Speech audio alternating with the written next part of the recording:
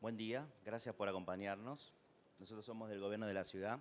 Le vamos a contar algunas experiencias que tuvimos con Gobierno Electrónico y con la última etapa que estamos transitando de algunos proyectos que tienen que ver con el uso de la inteligencia artificial. Y queríamos arrancar la charla con una pregunta. ¿Se imaginan la administración pública sin papeles? Bueno, ese fue el desafío que allá 15 años atrás tomó la ciudad. Nos propusimos mejorar los servicios al vecino y sobre todo la transparencia y nos embarcamos detrás del desafío de poder transitar la experiencia de un gobierno electrónico y dejar esto en el pasado.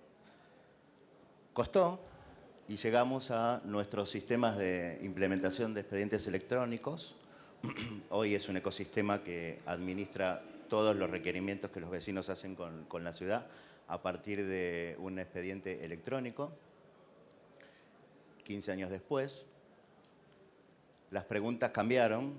Nos encontramos con una operación 100% electrónica en donde la gobernanza de los datos empiezan a ser la verdadera pregunta y ahí encontramos una oportunidad de mejora importante. Nos dimos cuenta que el gobierno es un gran productor de datos porque recibimos y producimos datos de vecinos, empresas y de nosotros mismos. Y ese insumo empieza a cobrar un valor sumamente relevante para la visión sobre las políticas públicas. Entonces, las preguntas ahí no era cómo pasamos de un formato papel a un formato electrónico, sino cómo empezamos a gestionar esos datos, cuáles son las nuevas improntas de la gobernanza de los datos. Dentro de ese set de preguntas y oportunidades de mejora, nos dimos cuenta que teníamos que tener nuevas visiones sobre cómo gestionarlos, cómo cuidarlos, quién era el dueño, quién era el responsable de mantenerlo y cómo ofrecerlo no solo a la ciudadanía, sino a las demás áreas.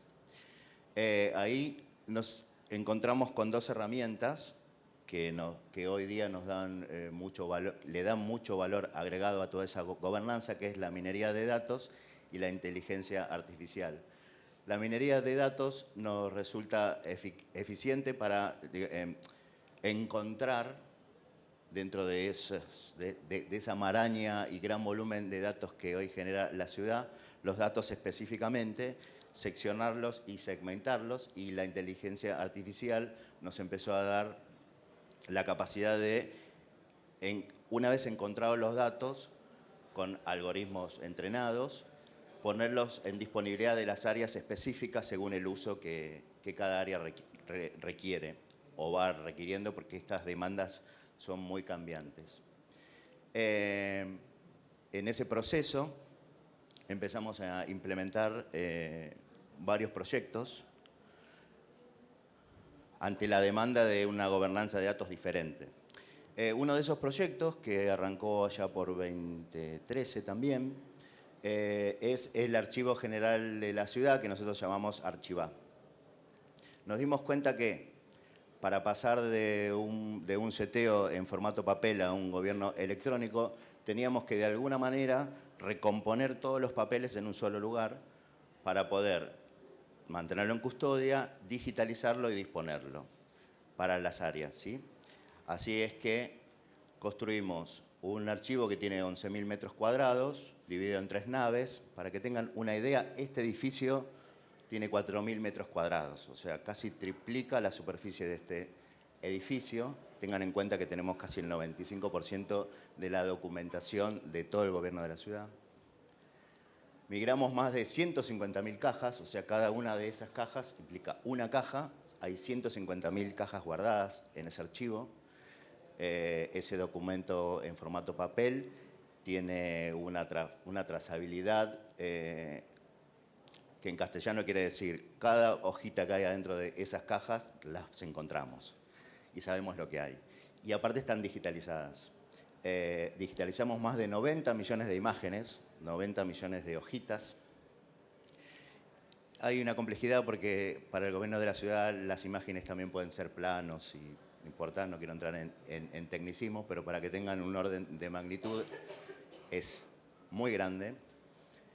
5 millones de legajos, expedientes, partidas de nacimiento, matrimonio y defunción. Esto fue un paso crítico porque también por el 2013 el registro civil, que fue otro de los grandes proyectos que hoy está transitando ya su etapa,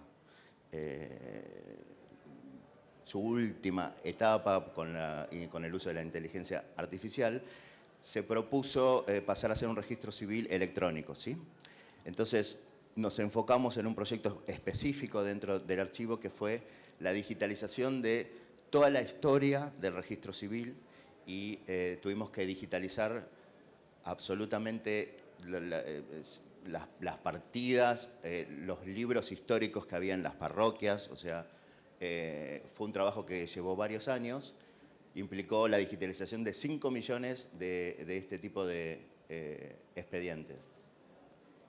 Y eso nos permite reciclar por año una cantidad de toneladas que a la fecha llevan 50 toneladas, porque el ciclo virtuoso es recibimos, clasificamos, se reconoce, se hace una extracción a partir del uso de inteligencia artificial. Esto es lo que nosotros llamamos indexación inteligente. Nos dimos cuenta que la digitalización plana era poco eficiente para la ciudad, porque empezamos a tener grandes repositorios de expedientes digitales, pero cuando las áreas necesitaban algo, faltaba hacer algo más. Ahí implementamos la indexación inteligente, o sea, la construcción de bases de datos específicas, con datos específicos indexados según la demanda de cada área. Educación demanda una cosa, salud demanda otra, registro civil demanda otra. Utilizamos la inteligencia artificial para eso. Como les decía, ingresa el expediente, se clasifica, se hace un reconocimiento, se hace la extracción específica de cada dato a partir del uso de la inteligencia artificial, se guarda en unos reservorios y que se disponibilizan con las áreas y pasado determinado plazo de guarda, ese formato papel se depura, se destruye y se recicla, que tiene que ver con estas 50 toneladas que les hablaba al principio. Esto nos dio, que era el desafío que digamos, tuvimos en el 2013 cuando arrancamos, la certeza de tener una mayor seguridad en la información, porque las cosas están guardadas, digitalizadas, verificadas y certificadas. Un gran aumento en la transparencia, los expedientes no se pierden. No sé si a algunos les suena algún expediente que alguna vez fue a buscar y no estaba, se perdió, le faltaba alguna foja. Bueno, esto resuelve ese problema y sobre todo le da al vecino una seguridad muy superior a la que tenía en el formato papel. Genera una simplificación de los trámites. Ahora vamos a ver particularmente el proyecto del registro civil, pero disminuye sistemáticamente la consulta de cada uno de esos expedientes. Es mucho más fácil llegar a un expediente que está guardado, si está digitalizado, y lo tenemos nosotros. Y eso implicó una mayor modernización de los procesos, ¿sí? Las áreas cuentan con otro insumo que les permite ser mucho más eficientes, ¿sí? Como les decía, este es el último caso que les voy a contar yo, antes de que Vanina les cuente el tema del lenguaje claro. El registro civil, por allá por el 2013, toma la decisión de transformarse en un registro civil electrónico. Recurren a nosotros específicamente por el set de digitalización gigantesco que había que hacer, después con una indexación específica a través de inteligencia artificial, armamos bases específicas de consumo para ellos, los que les permite hoy día bajar en tiempo un trámite de consulta, o sea, cualquiera de los que residamos en la ciudad que tengan que consultar algún acta de nacimiento, defunción o matrimonio, lo que antes tardaba 15 días, hoy se realiza de manera electrónica sin recurrir a ninguna sede en 72 horas, ¿sí? El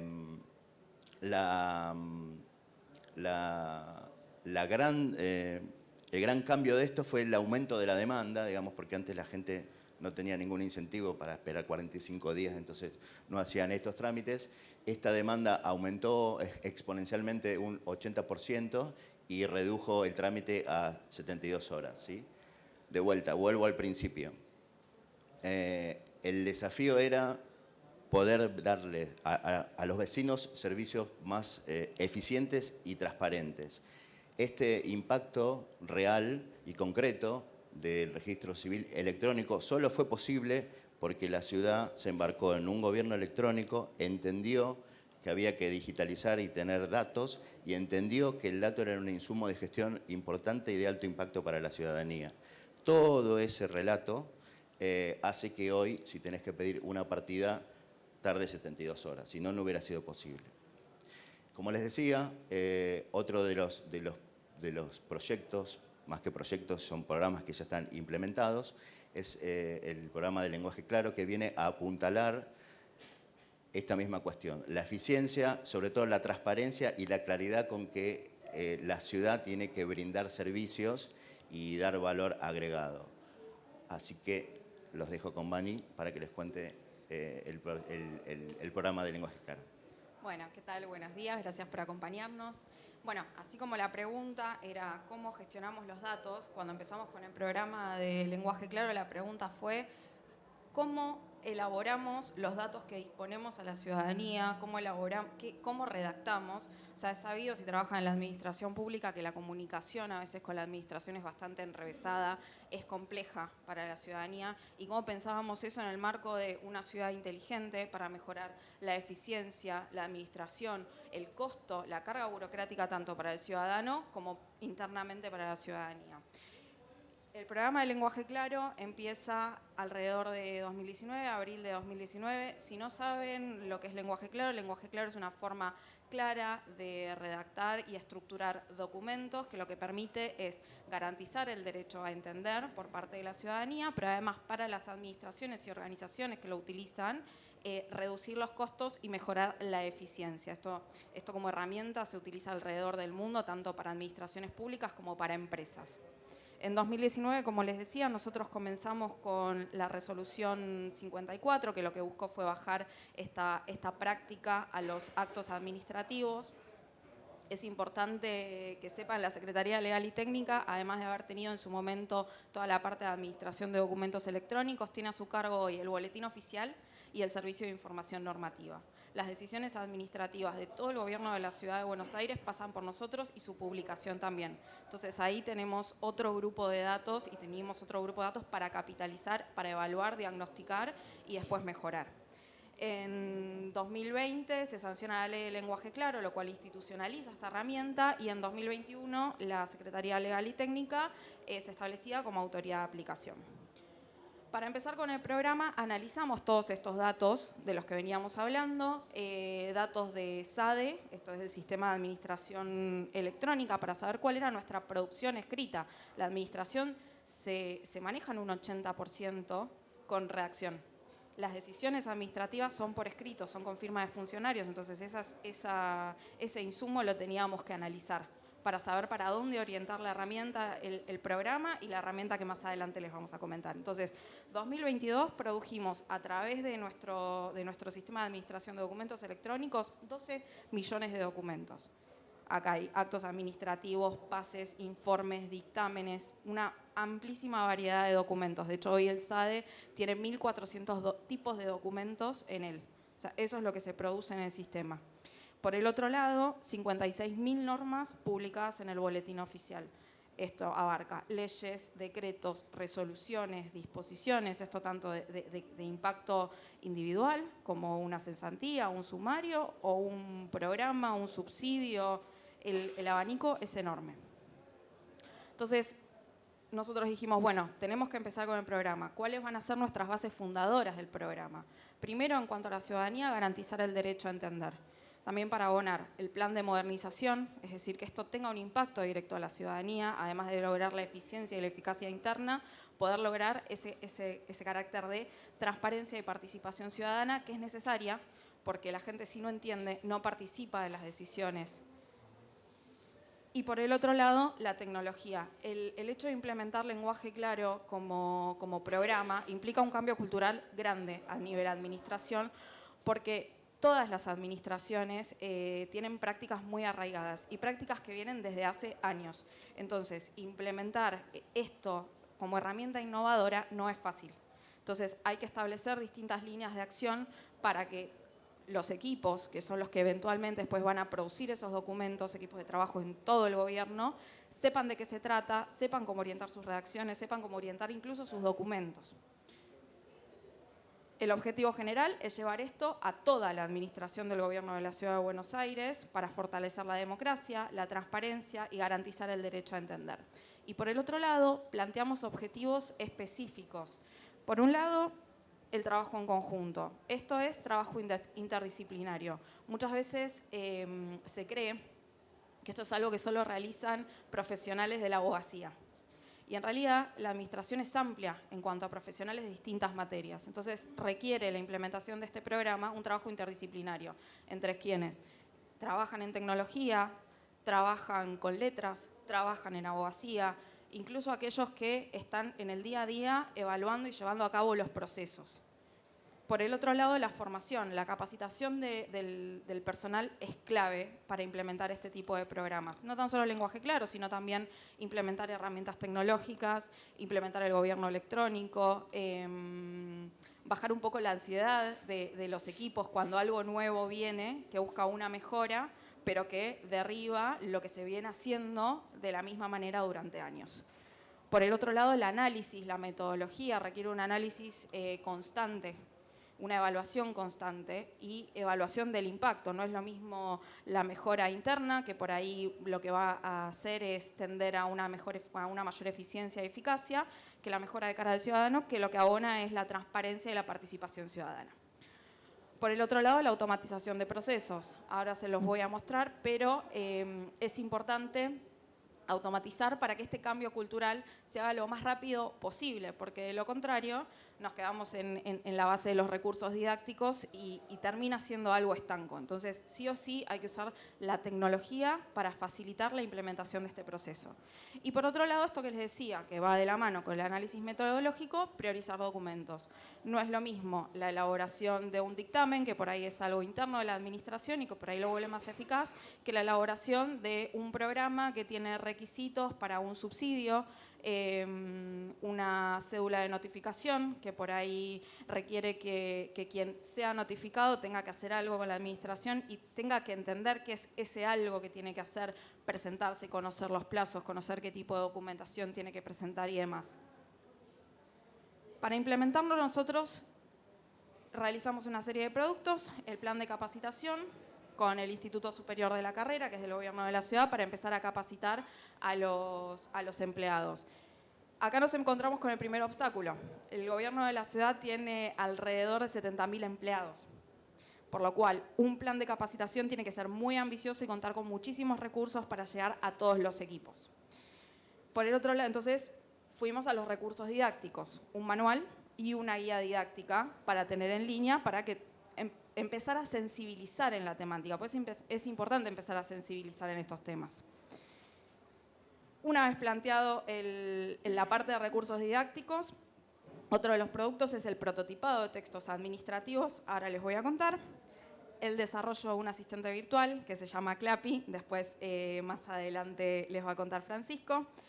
Actividades paralelas, que esto también abona a la sensibilización, propende la sensibilización y la difusión de actividades de lo que hacemos a nivel de lenguaje claro, en comunicación.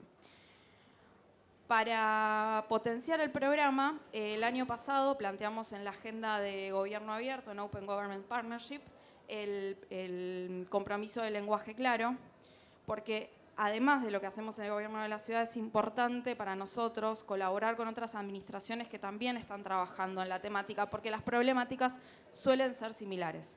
Entonces, este intercambio de experiencias es muy rico y nos ha abierto bastantes puertas.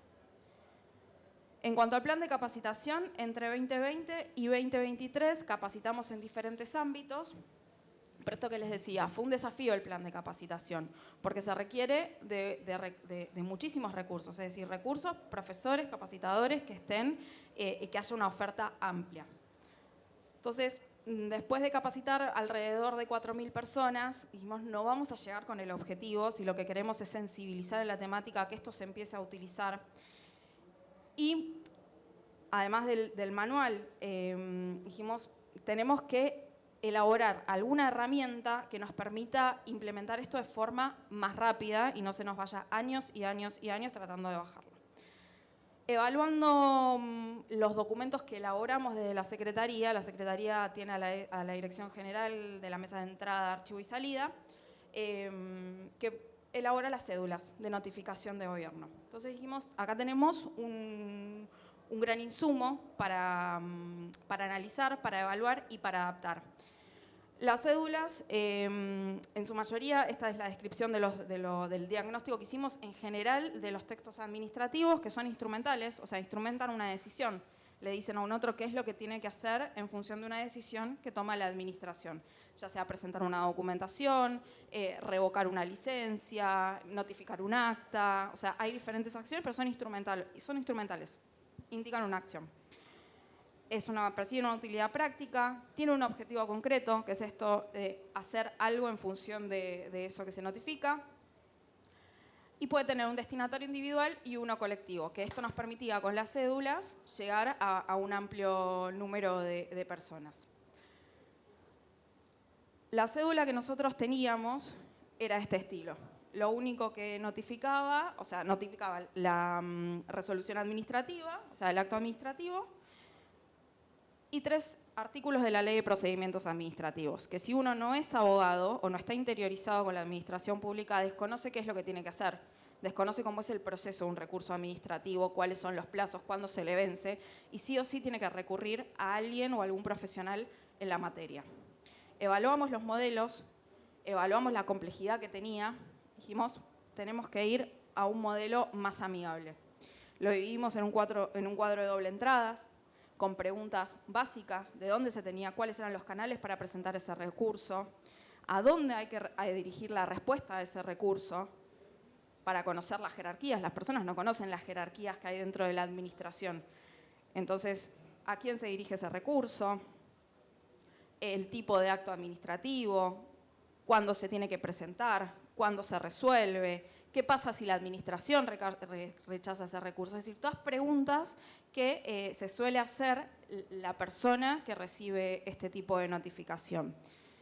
Acá lo importante y lo interesante es que estas cédulas no son papel hace muchos años, son cédulas electrónicas.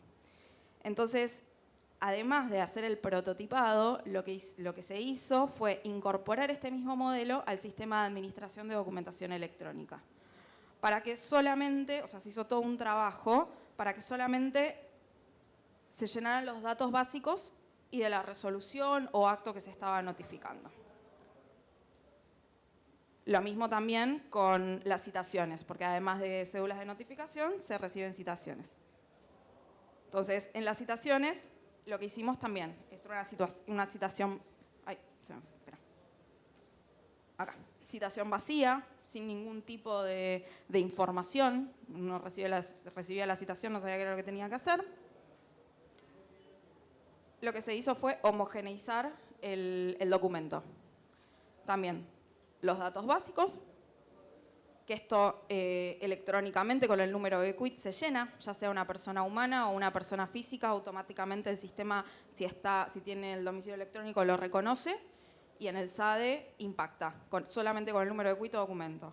Y después, por el otro lado, las preguntas básicas que alguien se podría hacer cuando recibe este tipo de documentación.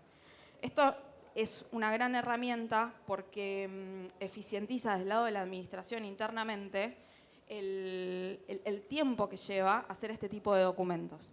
Entonces, el empleado o la empleada que tiene que elaborarlos, lo único que hace es, como les decía, cargar el dato básico, automáticamente se llenan estos datos y luego el acto administrativo. Esto es un desplegable y después se firma electrónicamente. Esto era algo que eventualmente se hacía en papel y a mano. O incluso desde el sistema se cargaba también todo a mano. Entonces acá hay un gran ahorro de tiempo de los equipos. Seguimos analizando el tema de los prototipados y con la experiencia de las capacitaciones dijimos, todavía nos falta algo. Porque esto que les mostré en las cédulas era la experiencia propia de la Secretaría, porque dijimos, tenemos que empezar con documentación interna, porque también es complejo avanzar con otras áreas, porque tienen sus propios tiempos, sus propias necesidades. Dijimos, todavía necesitamos algo más. Entonces, seguimos analizando los documentos que se publicaban en el boletín oficial, salimos del universo de SADE, nos fuimos a la publicación del boletín oficial, hicimos un diagnóstico de cómo estaban elaborados, las características que tienen. Este diagnóstico lo hicimos desde 4 perspectivas, una discursiva, una prescriptivista, una pragmática y una de estilo, ¿no? Cómo se elabora ese documento desde el discurso, cómo está, o sea, a nivel estilo, cómo está estructurado ese documento.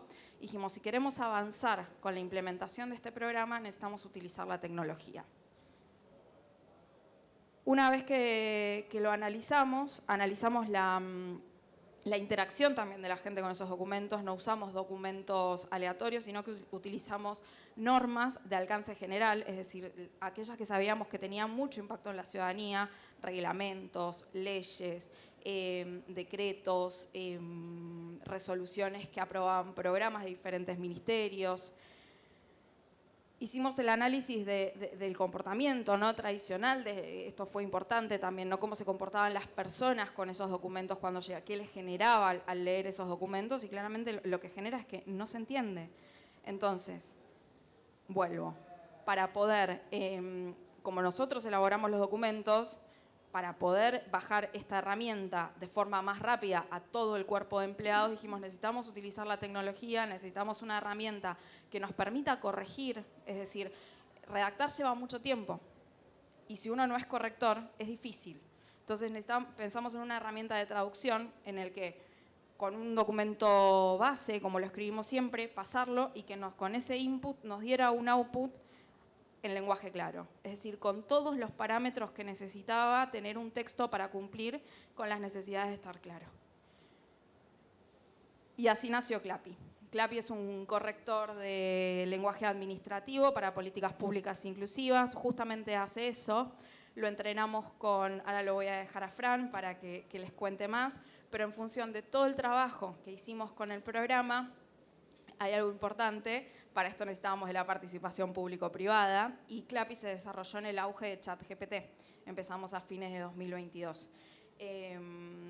Es una herramienta única, no existe. Para llegar a esto, desde la Secretaría investigamos otras herramientas del mercado y en cuanto a lo que es claridad en documentos, solamente había herramientas que según algunos pocos parámetros decían si era claro o no, pero no cómo redactar eso para que eventualmente tuviera un impacto.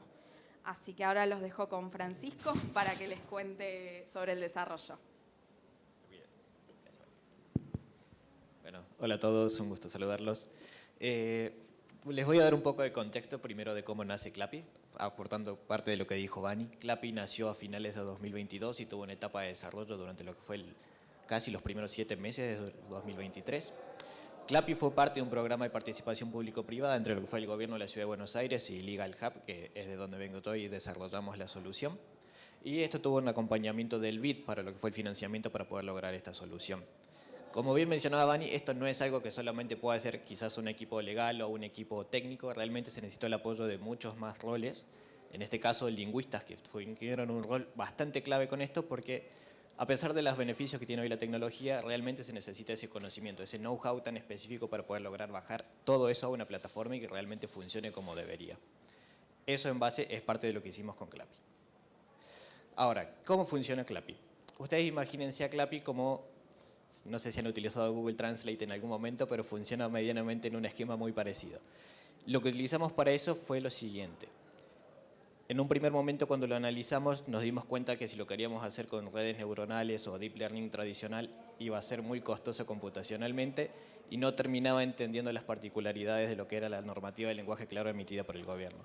En ese sentido, justo dio la particularidad de la aparición de GPT-3, en ese momento creo que fue durante octubre del 2022, y nosotros pudimos trabajar con ese modelo y empezar a hacer pruebas. Nos dimos cuenta que el modelo daba grandes ventajas, no así era perfecto, por lo cual necesitó mucho ímpetu tanto de un equipo de abogados como de un equipo de lingüistas para darle un dataset correcto, que es algo que les quiero mencionar después. El objetivo de CLAPI era muy simple, si ustedes lo quieren ver desde una lógica. Era lograr una clarificación de lo que son las normas que antes de que lleguen al ciudadano. Queríamos cortar esa barrera. Seguramente se habrán dado cuenta, el que no es abogado cuando tiene que leer una normativa se complica, es difícil, ¿no? En ese sentido, lo que buscábamos hacer tenía un desafío doble. Uno era lograr cumplir la reglamentación de la normativa y por otro lado teníamos que cuidar mucho los aspectos de la norma. O sea, uno cuando genera una norma, cambiar una palabra, cambiar un verbo es súper riesgoso. Y en ese sentido había que tener ese doble margen de cuidado, por lo cual teníamos que lograr que la plataforma cumpla ese balanceo, tanto desde lograr una clarificación como de respetar el espíritu de la norma. ¿Cómo se logra eso? Y es con estos puntos. Estos puntos son los que utilizamos tanto técnicamente como para resolverlo. Como les mencioné, utilizamos un dataset generado por los especialistas, que fueron lingüistas, y validado por un equipo de abogados, obviamente. Ese dataset estaba compuesto por 1 millón de palabras, que son aproximadamente 10.000 normas. Hoy en día sigue creciendo ese cuerpo, porque el modelo se sigue reentrenando. Como base de Transformer, en su momento utilizamos la tecnología que proponía el modelo Da Vinci. Hoy el modelo Da Vinci, si alguien utiliza OpenAI, está deprecado. Hoy en día estabas trabajando con un GPT 3.5, próximamente en los próximos reentrenamientos esperamos hacer un salto todavía de mayor calidad a un 4, un 4O, o en septiembre si saliera el 5 podríamos analizarlo también obviamente. Parte de la tecnología clave que se utiliza para los modelos conversacionales es que un modelo conversacional se entrena con toda la base de información que nosotros podemos encontrar en Internet. Eso tiene un pro y una contra. La pro es que me da muchos parámetros primero para poder trabajar. La contra es que es un modelo tan generalista que busca expandirse mucho y logra apretar poco. En ese sentido, lo que es el fine tuning nos ayudaba a resolver eso. Nosotros con eso utilizamos el dataset para entrenar al modelo para que cumpla esa tarea específica. En este sentido, que era una clarificación normativa y lingüísticamente correcta. ¿Cómo es el funcionamiento? Porque nos costó bastante ver cómo podíamos lograr que una plataforma sea lo suficientemente intuitiva para lograr eso. En ese sentido, como les mencioné previamente, lo que buscamos hacer fue basarnos en un formato al estilo Google Translate. En ese sentido, un usuario simplemente introduce la norma, selecciona el tipo si es ley, decreto, acto administrativo y demás, y le da al botón clarificar. Y automáticamente tiene una salida de lo que es la norma con el cambio de palabras que haya tenido que suceder. Ahí lo que le damos la posibilidad al usuario es que una vez que tiene la salida o el resultado del modelo, el usuario puede rankearlo con un pulgar arriba o un pulgar abajo y nosotros luego tomamos ese conocimiento para seguir entrenando el modelo. No es que el modelo quedó estático a partir del entrenamiento del 2023, sino que lo seguimos evolucionando todavía aún más. Y eso es algo porque utilizamos estos modelos de retroalimentación. Hay algo que es difícil el término en inglés, pero es Reinforcement Learning for Human Feedback, que lo que hacemos es lo siguiente. Un modelo tiene dos formas de volverse a reentrenar a partir del uso que tiene. Se puede reentrenar con datos sintéticos, es decir, generar otra IA que genere ejemplos de normativa en lenguaje claro correctos o incorrectos para reentrenar el modelo, o lo que se puede hacer es, a partir del uso que le va dando los diferentes usuarios que utilicen la plataforma, nosotros capturamos los datos, capturamos los pulgares arriba y los pulgares abajo. Con un equipo de lingüistas vemos dónde podemos mejorar las clarificaciones de esa norma y volvemos a introducirlos en el modelo para lograr un reentrenamiento. Lo que me da eso son ejemplos claros y reales de dónde tengo una falla en el modelo y cómo puedo solucionarlo, porque vale la pena resaltar algo. Cualquier modelo de inteligencia artificial opera mediante operaciones matemáticas. Esas operaciones matemáticas, sobre todo en un modelo tan grande como una red neuronal, implica un sesgo, porque el sesgo implica que yo tengo que tener un conocimiento súper amplio y necesito empezar a comprimirlo para que el modelo emprenda. Una vez que yo hago eso, voy a tener ese margen de error, por lo cual es algo que yo necesito irlo trabajando con estos modelos de retroalimentación. Y es parte de lo que estamos haciendo. ¿Cómo se logró? Me gustaría mencionarlo acá muy brevemente. Estas son las fases que tiene una etapa de desarrollo de un proyecto. Normalmente los proyectos de IA los podemos englobar en este grupo. En este sentido es muy importante tener datos. Vemos mucho de las situaciones de querer incorporar IA así nomás y realmente falla. Es muy importante tener una industria data-driven, por así decirlo, o tener un gran manejo de datos, política de datos, y es algo que el gobierno ya contaba. En ese sentido, se nos facilitó bastante el acceso y lo que fue después la creación del modelo.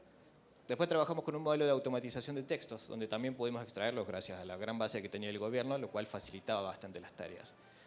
La etapa, si quieren ver algo de acá, las etapas 3 y 4 son las más interesantes y las que más meses de trabajo pueden llevar. ¿Por qué? Porque necesitamos hacer una revisión exacta de qué queríamos incorporar al modelo. No toda normativa o no toda norma en sí es apta para el entrenamiento del modelo. Hay normas como pueden ser los primeros artículos de una ley, realmente no te adoptan valor, porque no te están dando información, pues son simplemente declarativos, si los quieren llamar de alguna manera.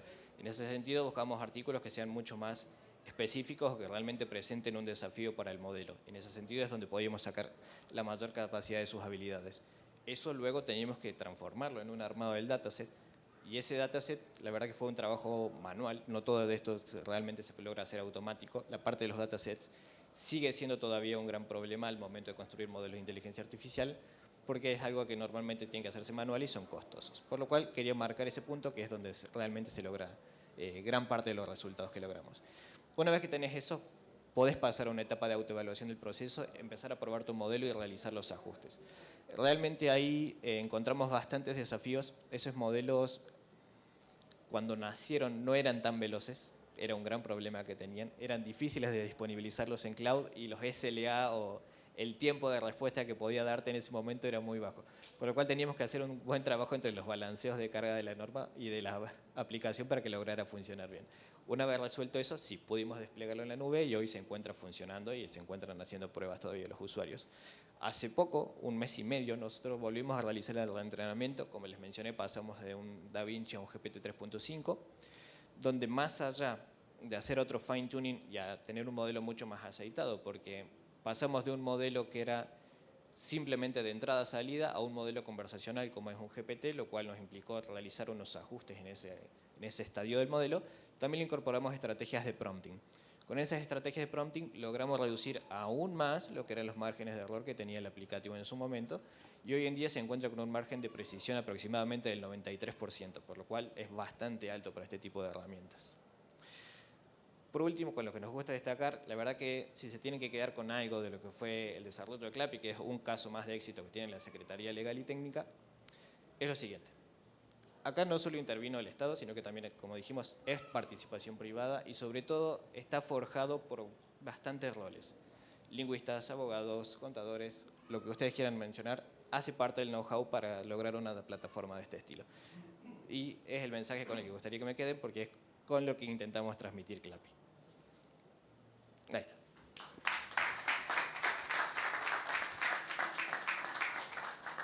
Para cerrar brevemente, todo lo que es manuales, guías, la experiencia de CLAPI, toda esta información está en las páginas del gobierno de la ciudad.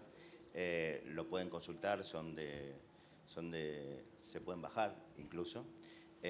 Y si alguno estuviera interesado en alguna particularidad de alguna de esta implementación, una de las políticas de la ciudad es, entendemos que la retroalimentación de estos procesos es mucho más rico que juntarnos a decir que somos los campeones. Lo que necesiten de esto, estamos disponibles para alguna pregunta ahora, creo que tenemos 5 o 10 minutos, o si no fuera, si alguien requiere alguna ampliación, estamos para eso. Y a ustedes también.